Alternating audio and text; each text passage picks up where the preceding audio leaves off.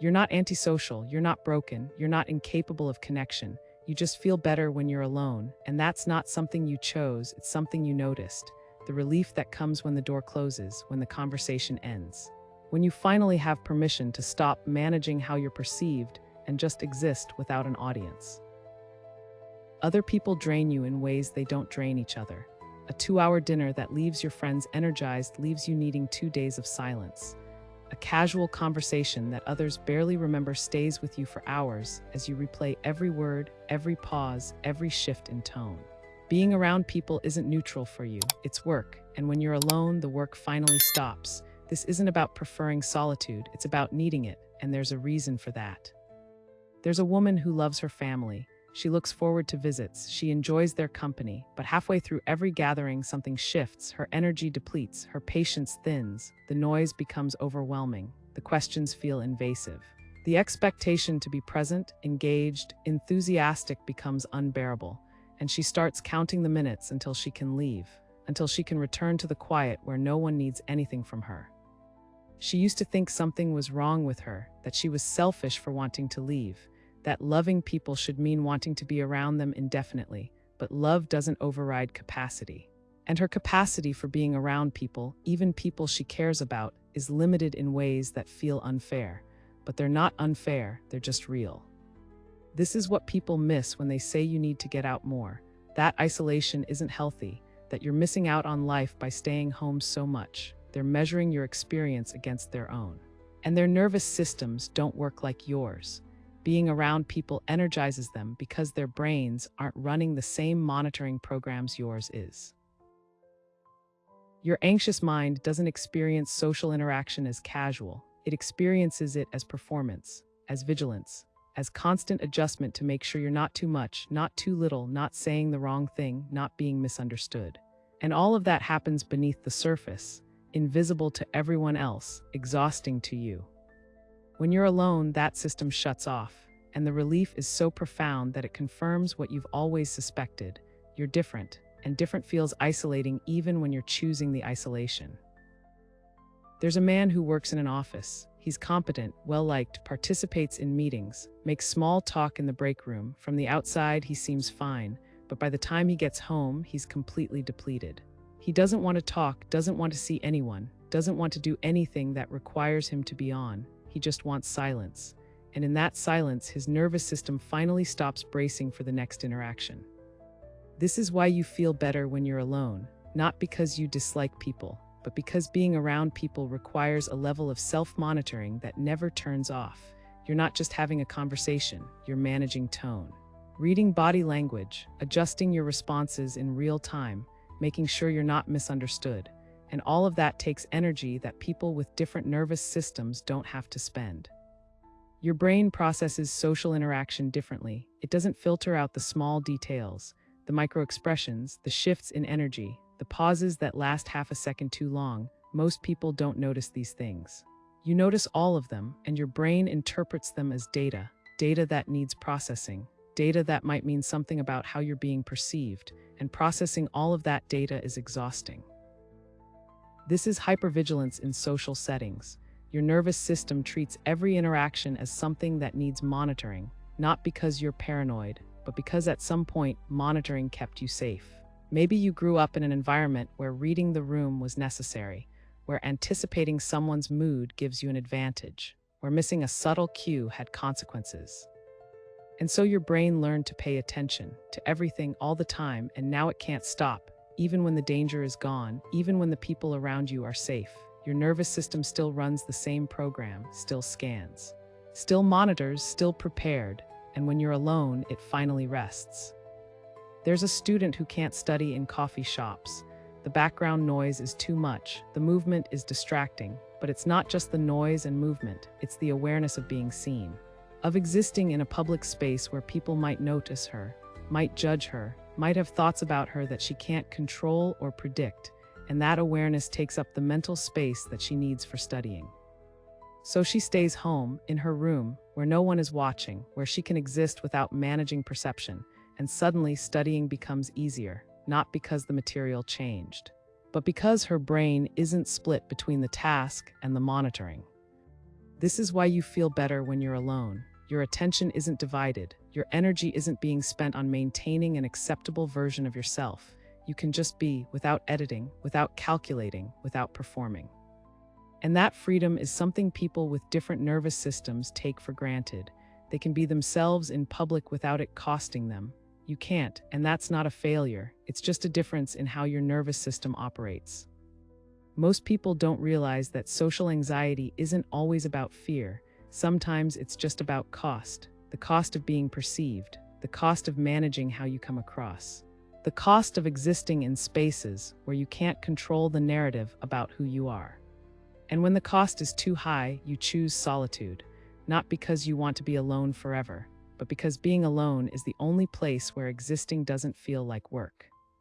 There's a woman who turns down invitations constantly, and every time she does, people tell her she's missing out, that she needs to push herself, that staying home all the time isn't healthy. But they don't understand that going out isn't healthy for her either, that forcing herself to socialize when she doesn't have the capacity just leads to resentment, burnout, a version of herself she doesn't recognize. She's not missing out by staying home, she's protecting herself from overextension, from performing energy she doesn't have, from the crash that comes after pretending to be fine when she's not. This is the part people don't see, the recovery time, the hours or days it takes to feel normal again after social interaction, the emotional hangover that follows every gathering, the replaying of conversations, the analysis of every moment, the building of evidence that you said something wrong, were too awkward, didn't contribute enough, and all of that happens in private, where no one witnesses it, where you carry it alone. This is why you feel better when you're alone, because when you're alone, there's nothing to replay. No one has misread you, no interactions to dissect, no performance to critique. You can just exist. And existence without analysis feels like rest. There's a man who used to force himself to be social, to accept every invitation, to show up even when he didn't want to. He thought that's what healthy people did, that isolation was something to overcome, that needing this much alone time meant something was wrong with him. And then he stopped forcing it. He started honoring his need for solitude, started saying no without guilt, started choosing himself over the expectation to be constantly available, and something unexpected happened. He didn't become more isolated, he became more present, because the time he did spend with people was chosen, intentional, from a place of genuine capacity instead of obligation. And the relationships that mattered didn't disappear, they adjusted, because the people who actually knew him understood that his need for space wasn't personal, it was just how he functioned. This is what becomes possible when you stop apologizing for feeling better alone. You reclaim your energy, you show up authentically instead of resentfully, you build relationships based on honesty instead of performance. But first, you have to accept that your need for solitude is valid, that it's not something to fix, not something to overcome, not evidence that you're broken or antisocial or incapable of connection. It's just your reality. And your reality doesn't need justification. The reason you feel better when you're alone is because being alone is the only time your nervous system feels safe enough to stop monitoring, to stop preparing, to stop adjusting. And that safety is something you deserve access to, not as a rare treat, but as a regular part of your life. You're not avoiding life by choosing solitude. You're creating the conditions that allow you to participate in life without destroying yourself in the process. There's a difference between isolation and solitude. Isolation is what happens when you're alone and feel disconnected from everything. Solitude is what happens when you're alone and feel connected to yourself. And for people with anxious minds, solitude is often the only place where that connection is possible. Because when you're around others, you're not connected to yourself.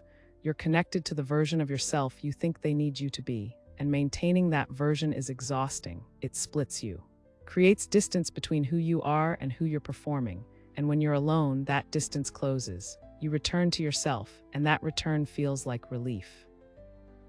There's a woman who used to believe that needing this much time alone meant she was incapable of deep connection, that people who really loved others wanted to be around them constantly, that her need for space was evidence of some emotional deficiency. But she was wrong. Her need for space isn't about lacking connection. It's about protecting the capacity to connect authentically, because she can't show up for people when she's depleted, can't be present when she's running on empty, can't offer real connection when she's performing a version of herself that isn't real. And so she chooses alone time, not to avoid people, but to return to the version of herself that's capable of genuine presence when it matters. This is internal control. You can't control how other people interpret your need for solitude. You can't control whether they understand or judge or feel rejected, but you can control whether you honor your own limits. Whether you protect your energy, whether you give yourself the space you need to function, and protecting yourself isn't selfish, it's necessary. There's a man who realized his happiest moments were alone, not because he disliked people, but because being alone was the only time he wasn't performing, wasn't managing, wasn't calculating. He could read without wondering if he should be doing something more productive, could sit in silence without feeling like he needed to fill it, could exist in his own thoughts without worrying about how they'd be received.